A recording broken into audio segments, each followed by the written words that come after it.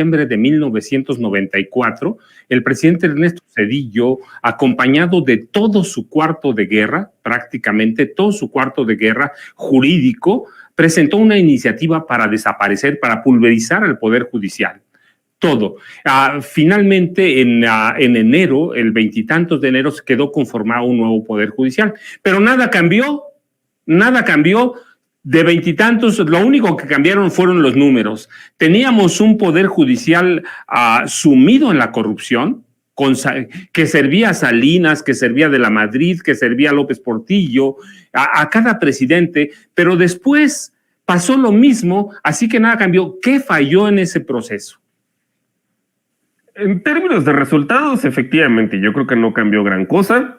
En términos de diseño, pensaría yo que sí. Anteriormente, la Suprema Corte estaba cargada de asuntos que honestamente no tendría por qué resolver un tribunal superior, que era el tema de los amparos. Y eso ya se dejó en instancias inferiores, lo cual, pues, eso tiene sentido, ¿no?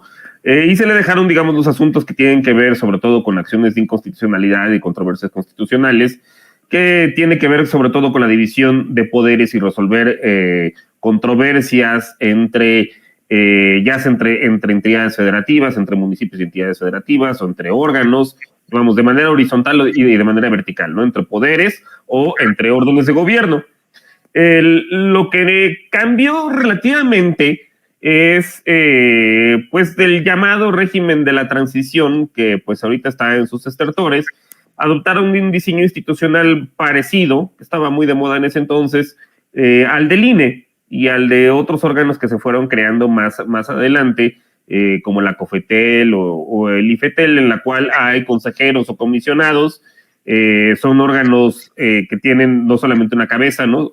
Como podría ser el caso de la Comisión Nacional de Derechos Humanos, sino son colegiados, como es el caso también de Banjico, y pues lo que hicieron fue repartirse cuotas.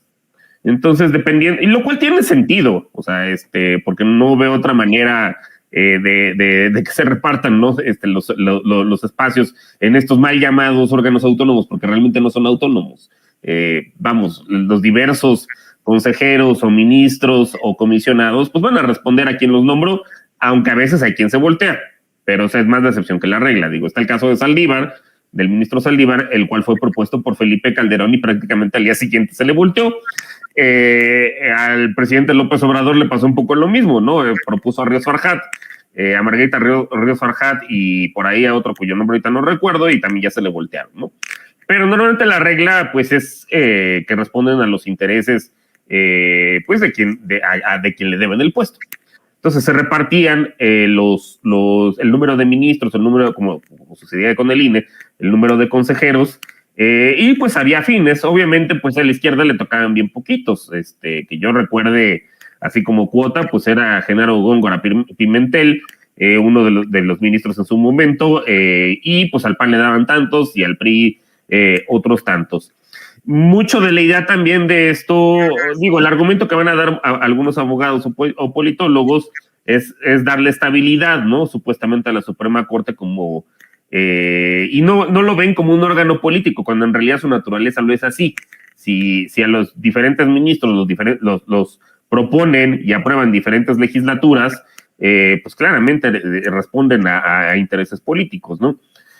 Pero bueno, siempre es algo muy de abogado. Yo creo que también hay un problema ahí de formación, del creer que el derecho es estático y que no tiene relación con el poder, cuando claramente, pues, una ley lo que hace es reflejar quién tiene el poder en una sociedad, ¿no? O sea, cuántos impuestos se pagan o no, y quién y cómo los paga, pues eso claramente refleja, y además las hacen las cámaras, evidentemente.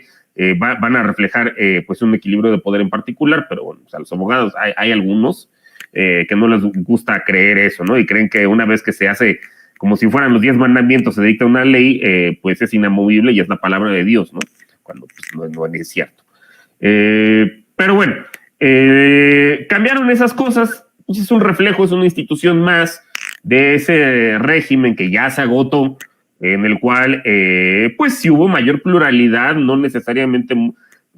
Yo digo que es mal llamado de la transición a la democracia, porque en realidad lo que hicieron fue más bien abrirle la puerta a otros intereses que operaban debajo del agua, pero no lo hacían de manera abierta, ¿no? Ahora ya por medio del PAN lo hacen principalmente, y un poquito ahí como en el hermano menor, ¿no? Cae medio, a veces lo dejaban cascarear el PRD, y sobre todo el de los chuchos. Todo esto pues ya se está cayendo con este nuevo equilibrio de fuerzas que tenemos, y pues esta es una de las últimas instituciones que sigue manteniendo un balance de poder que ya no es el que tiene México en la actualidad. Entonces vemos por ahí a ministros, pues Norma Piña es el mejor ejemplo, ¿no? Que fue propuesta y nombrada por otra legislatura, propuesta por Peña Nieto y aprobada por un Senado que ya no tiene nada que ver con la conformación actual de la correlación de fuerzas.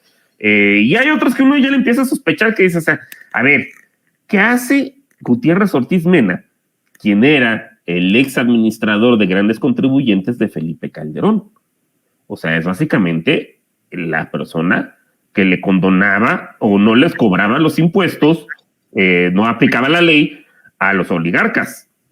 Y está ahí, pues precisamente para eso. ¿Qué hace ahí Lainez Potisek, este señor que le encanta hacer caritas, que era el ex procurador fiscal, también de Felipe Calderón y de Enrique Peña Nieto? O sea, el mismo que también nunca persiguió a los oligarcas evasores de impuestos como Ricardo Salinas Pliego. ¿Qué hace ahí? Pues evidentemente protegiendo sus intereses. Al margen de los partidos, que evidentemente pues responden a ellos, pero en última instancia quien realmente responden es a los factores reales de poder, que en este caso pues son los oligarcas de México, al menos en el caso de esos dos ministros. Bueno, y ahora está también ahí el caso de Luis María Aguilar, que también el presidente ya lo expuso, pues es el que tiene en el cajón ahí olvidado el litigio de los 30,000 millones de pesos que debe Ricardo Salinas Pliego. Están para eso, básicamente, esos jueces. O sea, son conservadores en el sentido más estricto de la palabra, que conservan pues unos intereses creados que ya no responden a el grado de concientización y de politización que tiene la sociedad mexicana. Entonces, evidentemente, esa institución se tiene que modificar, aunque a los abogados no les guste, aunque crean que una vez que se dicta una ley ya no va a cambiar nunca. Pues no, las leyes deben responder a quien tiene el poder en realidad en una sociedad. Y en México, los oligarcas sí siguen teniendo poder, pero ya no tienen el mismo poder que dictaban y mandaban lo que querían en tiempos, por ejemplo, como de Felipe Calderón, que yo creo que fue el extremo en el cual el Estado fue capturado por esos intereses. Y ahora pues ya el pueblo, que está conformado también por una multitud de personas, pero somos todos aquellos que básicamente no controlamos la economía, pues ya tenemos un poquito más de poder. No voy a decir que mucho, tampoco, o sea, vamos cambiando poco a poco, pero pues el Poder Judicial debe pues empezar a reflejar eso, ¿no?